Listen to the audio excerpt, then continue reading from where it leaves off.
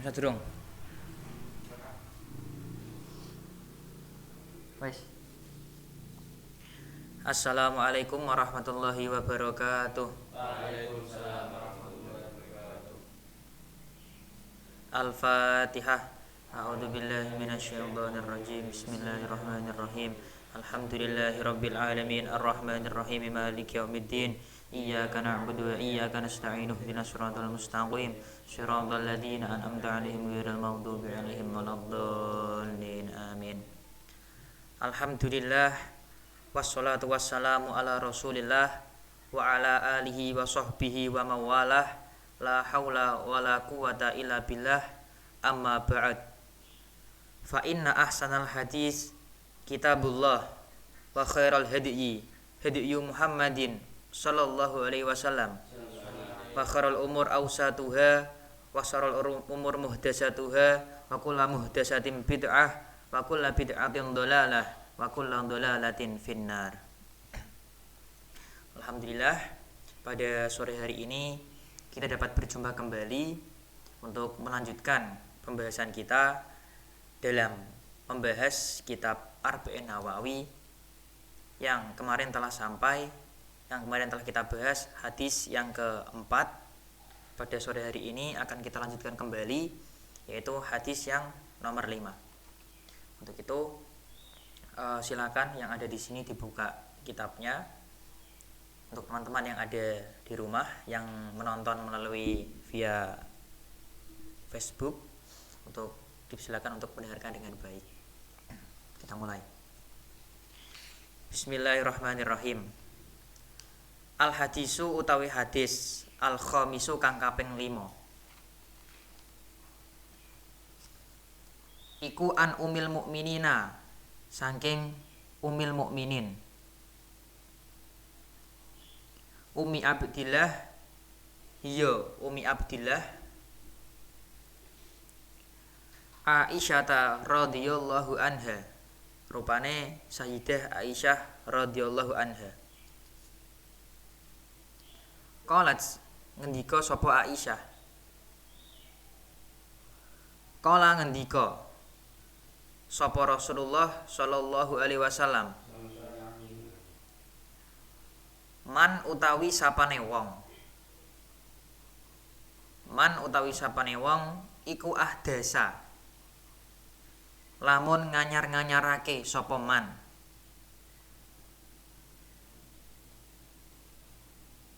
fi amrina, ing dalem urusan kita, hadza hiya iki amrina, ma ing perkara laisa kang ora ana apa ma, ora ana iku minhu saking amrina, fahuwa mongko utawi ma laisa iku radun ditolak. Rawa ngriwayatake hu ing hadis sapa Al Bukhari, Imam Bukhari, wa Muslimun lan Imam Muslim. Wa fi riwayatin, lan iku tetep ing dalam swijine riwayat li Muslimin, kedue Imam Muslim, utawi dawuh man amila amalan laisa alaihi amruna fahuwa raddun. Man utawi sapane wong iku amila, lamun agawe sapa man, amalan kelawan penggawean, laisa kang ora ana iku alaihi, tetep ing ngatasé amal, apa amruna urusan kita, fahuwa mongko utawi amal iku radun ditolak. Fahuwa mongko utawi amal iku radun ditolak. Hadis yang kelima dalam kitab Arba'in Nawawi ini diriwayatkan oleh Ummul Mukminin Umi Abdillah, yaitu Sayyidah Aisyah radhiyallahu anha. Sebelum kita mengulas isi dari hadis ini, mari kita ulas terlebih dahulu mengenai Sayyidah Aisyah. Sayyidah Aisyah adalah wanita yang jujur, putri dari salah seorang sahabat Nabi, yaitu Sayyidina Abu Bakar Siddiq. Sayyidah Aisyah dinikahi oleh Rasulullah sebelum hijrah. Dalam suatu riwayat diceritakan pada saat proses Nabi melamar Sayyidah Aisyah. Saat itu Nabi menemui Abu Bakar. Lalu Abu Bakar berkata kepada Rasulullah, "Wahai Rasulullah, sesungguhnya Aisyah itu masih kecil, jadi agak belum pantas untuk dinikahi panjenengan. Tapi kalau memang cocok, persilahkan." Itu ucapan dari Abu Bakar Siddiq. Lalu Rasulullah berkata kepada Abu Bakar, "Wahai Abu Bakar, sesungguhnya Jibril telah datang kepadaku dengan membawa selembar daun dari surga, yang di daun tersebut terdapat wajah Aisyah. Dan Jibril berkata kepadaku, sesungguhnya Allah telah menjodohkan dirimu dengan wanita yang ada di daun ini." Yang dimaksud yaitu Sayyidah Aisyah. Jibril datang kepada Rasulullah dengan membawa selembar daun dari surga, yang di daun tersebut terdapat gambar Sayyidah Aisyah. Setelah itu Abu Bakar pulang. Abu Bakar mengambil nampan, yang Abu Bakar meletakkan kurma di nampan tersebut, lalu memerintahkan Aisyah untuk membawakannya kepada Rasulullah. Dan ayahnya atau Abu Bakar berpesan kepada Aisyah, pada saat Aisyah memberikan nampan tersebut, Aisyah disuruh untuk berkata, "Jika itu memang cocok, semoga diberkahi ya Rasulullah." Itu pesan dari Abu Bakar kepada Aisyah saat memberikan nampan berisi kurma tadi. Nah, pada saat itu Aisyah tidak tahu bahwa itu proses, atau pada saat itu ia dijodohkan dengan Rasulullah. Lalu Aisyah datang kepada Rasulullah dengan membawa nampan tersebut, dan pada saat itu juga dia melaksanakan pesan dari ayahnya saat memberikan nampan tersebut sambil berkata, "Jika memang cocok, semoga diberkahi ya Rasulullah." Pada saat itu Aisyah kurang lebih sekitar usia 6 tahun pada saat itu. Lalu setelah memberikan kurma atau nampan tersebut dan berkata seperti itu, lalu Rasulullah menjawab, "Saya terima wahai Aisyah." Terus Aisyah berpaling, lalu Nabi memegang pakaian dari Aisyah. Aisyah menengok ke belakang, Aisyah menengok, lalu agak marah. Aisyah agak marah. Lalu ia mengadu kepada ayahnya tentang perbuatan tersebut. Kemudian Abu Bakar menjelaskan, "Wahai putriku, sebenarnya sesungguhnya Rasulullah itu tidak bermaksud jelek kepadamu. Beliau tidak bermaksud jelek kepada dirimu. Dan sesungguhnya Allah telah menjodohkan engkau dengan Rasulullah dari kabar yang ada di langit." Seperti yang diceritakan awal tadi, Jibril datang membawa selembar daun, yang di daun tersebut terdapat wajah Aisyah. "Dan aku juga menjodohkan engkau dengan Rasulullah wahai Aisyah." Reaksi Aisyah setelah mendengar kabar tersebut, kabar dari ayahnya bahwa ia dijodohkan oleh Allah langsung dengan Nabi Muhammad. Reaksinya bagaimana? Reaksi Aisyah, ia sangat gembira, dan tidak ada gembiranya Aisyah yang gembiranya itu melebihi pada saat mengetahui kabar tersebut. Nah, itulah pertama kali dalam sejarah Islam adanya cinta, yaitu cintanya Aisyah kepada Rasulullah Shallallahu Alaihi Wasallam. Nah, pada hadis ini Sayyidah Aisyah meriwayatkan yang isinya, barang siapa yang membuat hal baru dalam urusan agama pada sesuatu yang tidak bersandarkan dalil-dalil syar'i, maka sesuatu itu ditolak atau batal atau tidak boleh diikuti. Dalam hadis ini dijelaskan secara mutlak bahwa suatu hal yang baru yang tak bersandarkan dalil syar'i, baik orang yang mengerjakan itu pertama kali atau dulunya pekerjaan itu sudah pernah dilakukan, maka pelakunya dihukumi berdosa.